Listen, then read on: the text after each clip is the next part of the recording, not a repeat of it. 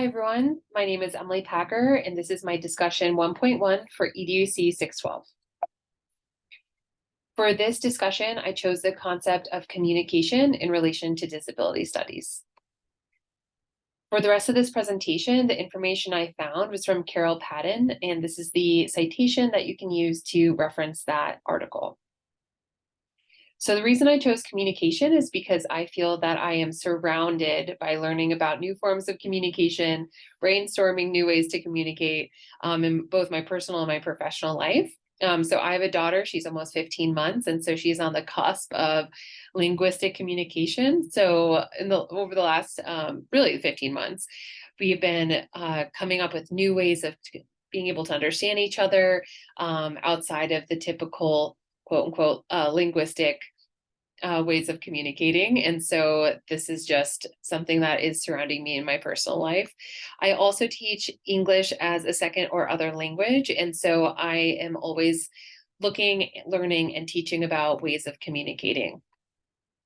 So the definition of communication was interpersonal contact, social interaction, and association in the 15th century, which moved into the transmission or exchange of information, knowledge, or ideas in the 16th century.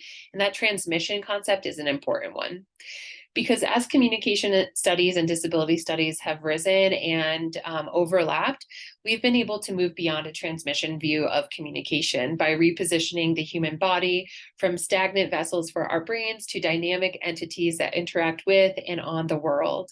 Communication is fundamentally multimodal, not unimodal, not within the confines of linguistic communication only. And as Patton said, a differently abled body does not merely attempt to communicate, but by his realignment of himself with material and communicative resources, he compels new forms of engagement and interaction. And that concept spoke to me. It elicited images of my daughter trying to communicate with me as well as students. It's not only attempting to communicate, but creating new forms of communication. So this idea of unimodal versus multimodal view of communication language shifts from linguistic views of speech as the only way of communication. We have seen throughout history and throughout the world that there are so many forms of communication outside of the quote unquote typical way of using language to speak, such as sign language, clicks as phonemes, and then touching sign for those who are deaf and blind. So it's common to think of these forms of communication as adaptations or modifications. However, multimodal communication shows that languages are systems that can utilize a wide range of communication tools. They are complex linguistic systems that stand on their own. So diving into sign language has so many similarities to spoken languages, like phonology. Oh my gosh. So sorry about that. Sentences in sign language have hierarchical organization and syntactic structure. And interestingly, signing children acquire sign language in similar ways as children acquire spoken languages, which brought me back to my master's program learning about second language acquisition. Unfortunately, sign language are viewed as replacement systems instead of linguistic systems on their own as the default to the human language modality. So that's deficit view of anything outside of the dominant culture in terms of communication. Something that jumped out to me was the ritual view of communication. It's not just imparting information, but it's the representation of shared beliefs. So it's this shift away from messages. So I'm going to be relaying information from point A to point B. But it's, communication is created in social and cultural context. It's situated in time and place. Language is not disembodied. This makes me think of teaching and teaching English. It's not just teaching the standard, quote unquote, standard form of English, but it's co-constructing, reconstructing various forms of communication. There's no right way. There's no wrong way. Communication exists in a web of meaning.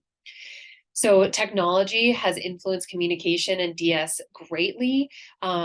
Technology needs to be viewed as an extension of the body rather than an appendage, because when technology is viewed as an extension of the body, an extension as a way to communicate, it has led to changing notions of personhood. So the redefinition of those differently bodied who use different forms of communication. An example, I know I'm just over the 5-minute mark right now, but an example that I found so powerful in the reading was an individual in Italy who had locked-in syndrome, which makes it very, very hard to communicate, was able to communicate through technology and petition the Italian government for his right to vote to be granted back to him.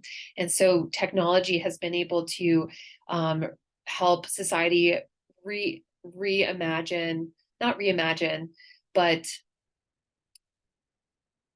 has helped society, has helped differently bodied individuals participate in society in ways that they haven't been able to previously.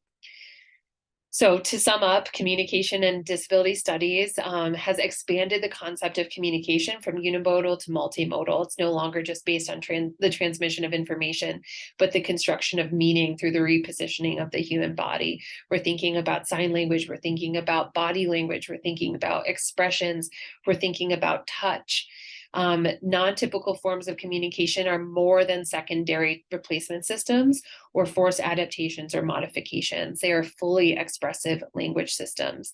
They need to be seen as such, and the shift from the deficit view of those outside of the dominant culture of communication or the dominant communication styles that the dominant culture uses needs to be replaced with asset-based lenses. Increased communication technology has resulted in changes in which differently abled individuals participate in society. So changing notions of personhood and the humanization of disability. So I'm definitely going to be bringing these ideas to my own practice, to my own teaching, in terms of thinking about communication styles outside of the typical standard English practices, the typical assessment practices, and thinking about ways that my students can express themselves and engage and interact with the language that suits them and their style rather than what I deem to be or my department deems to be correct. Okay, I think that is it. Thank you so much for listening. I can't wait to dive into this more. I hope you learned something. I did, definitely. All right, thank you. Bye.